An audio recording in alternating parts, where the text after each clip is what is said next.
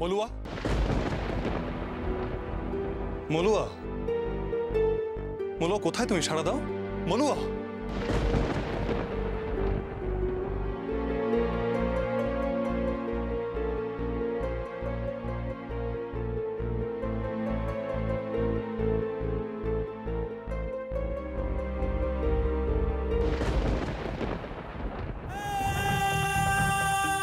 মলুয়া, মলুয়া, এ তোমার কি অবস্থা? মলুয়া, তুমি ঠিক আছো তো?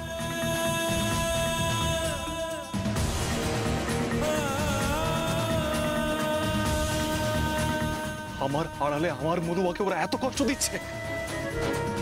আমি থাকতে তোমাকে আর এত কষ্ট পেতে দেবো না মলুয়া, কখনো না। এই তো মলুয়া, আমি এসে গেছি, তোমার আর কোনো ভয় নেই। তুমি কেন এলে যুবরাজ? কেন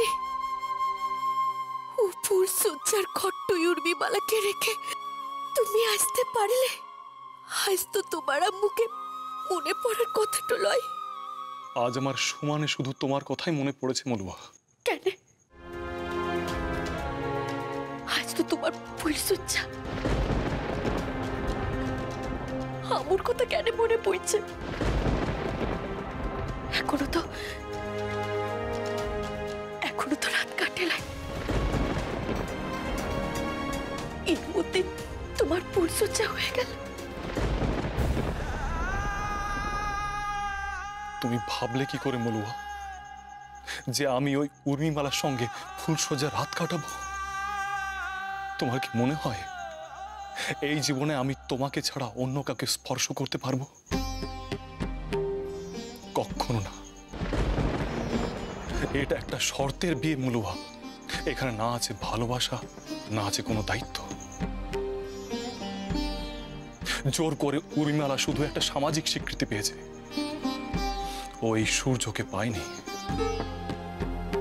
তাকে যদি সত্যিই কেউ পেয়ে থাকে তাহলে সে একমাত্র মলুয়া। আর শুধু এই জীবনে নয়, আগামী 7 জন্মে এই সূর্য শুধু মলুয়ারি, শুধু মলুয়ারি। তবে যে ওরা বলল তুমি ফুলসজ্জার ঘরে ঢুকে দ্বার বন্ধ জোর করে দোর বন্ধ করে রেখেছিল ওই উর্মিমালা। ও ঠিক এটাই চেয়েছিল যে তোমার আর আমার মধ্যে ভুল বোঝাবুঝি সৃষ্টি হোক। আজ তুমি যদি আমায় বিশ্বাস না করো তাহলে কিন্তু ও জিতে যাবে। ও ওর উদ্দেশ্যে সফল হয়ে যাবে মলুয়া। দোহাই তোমার, আমার কথা একবার বিশ্বাস করো। কি আর করবে? ওই যুবরাজকে বশ করে এই রাজ্যে যুবরানী হতে চায় ওই বেদিনী। ভিখারিনী শখ হয়েছে রাজরানী হবে। একটা কথা বলি উর্মিমা, এই মেয়েকে একেবারে বিশ্বাস নেই। তার উপর এরা বেদের জাত, এরা তন্ত্রমন্ত্র ঝাড়ফুঁক ছলাকলা জানে। আর তারই মায়া জালে ভুলিয়ে যুবরাজকে একেবারে কবজা করে ফেলেছে। আচ্ছা, তুমি ওকে কাল রাতে ঠিকমতো কবজা করতে পারোনি? কে বললো পারিনি? অন্ধকার ঘরে হাত পা বেঁধে ফেলে রেখে এসেছি। তাহলে ও যুবরাজকে ফুলসজ্জার ঘর থেকে নিয়ে গেল কি করে? দেখ, যুবরাজ হয়তো নিজেই গেছে। তাহলে বলছো মলুয়ারেতে হাত নেই? হাত তো আছে, তবে হাত ঠিক না, বল নজর আছে।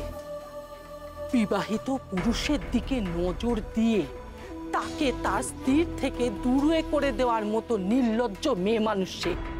তাকে সঠিক পথে আনতে গেলে আমাদের অন্য পথ দেখতে হবে। চল।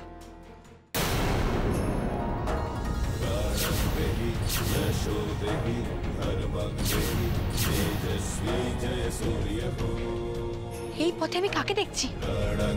এই যে মলুয়ার ঘরে যাওয়ার পথ।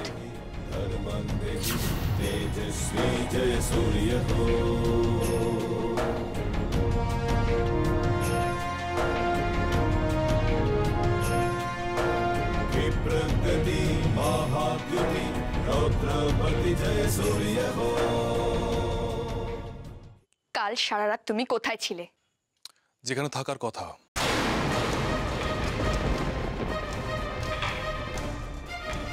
এটা আমার প্রশ্নের উত্তর হলো না। সব প্রশ্নের উত্তর সবার মনের মতন হবে তার তো কোনো মানে নেই।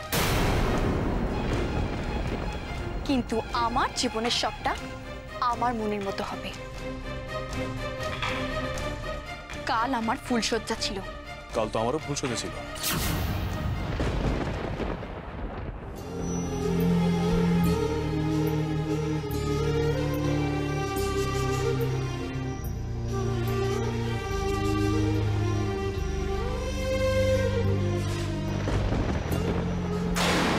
তাহলে কেন কালকে আমায় ফেলে চলে গেছিলে বলো?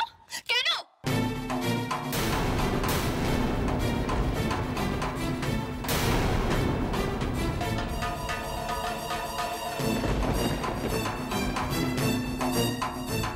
একি সিঁদুরের দাগ?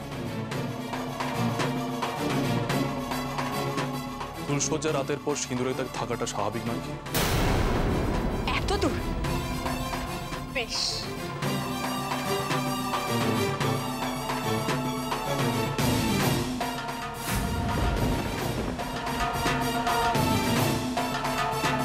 ও মলুয়ার ঘরের দিকে গেল। মলুয়াকে যদি কোনোভাবে... উর্মিলা দাঁড়াও, শোনো বলছি, দাঁড়াও উর্মিলা। না, আমি মলুয়ার কক্ষে যাব না। মলুয়ার কক্ষে গেলে উর্মিলা আমাকে দেখিয়ে দেখিয়ে ওকে আরো বেশি করে অত্যাচার করবে। না, আমি যাব না। কিন্তু মলুয়াকে আর আঘাতও করতে দেব না, কিছুতেই না।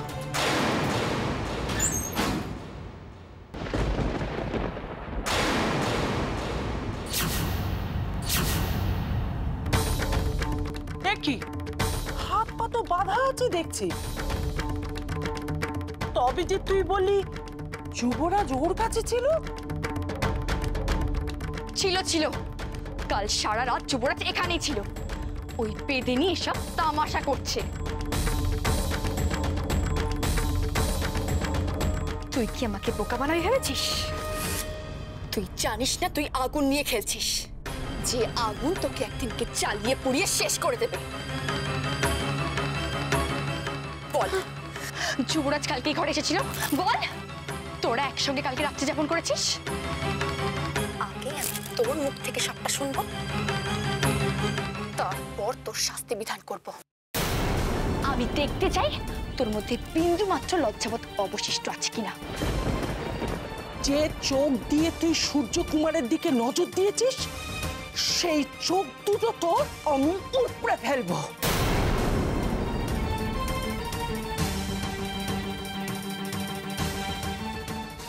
আমার শুধু একটা প্রমাণ চাই, একটা প্রমাণ, একটা।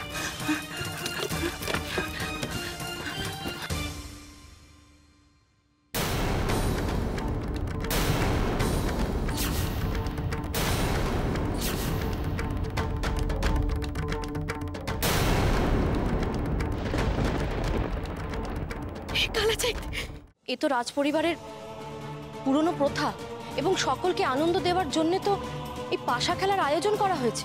কি করতে চাস বলতো? আমি যা চাই সেটা পাওয়ার জন্য এই ভোজসভার থেকে আর বড় সুযোগ আমার পাওয়া যাবে না।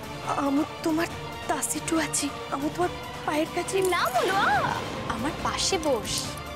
তোরা ওকে এমন করে সাজাবি যেন এক দেখাতে ওকে সকলের পছন্দ হয়ে যায়। খুব তো যুবরাজের সঙ্গে ফুলসজ্জা করেছিস, এবার দেখ এর ফল কি হয়।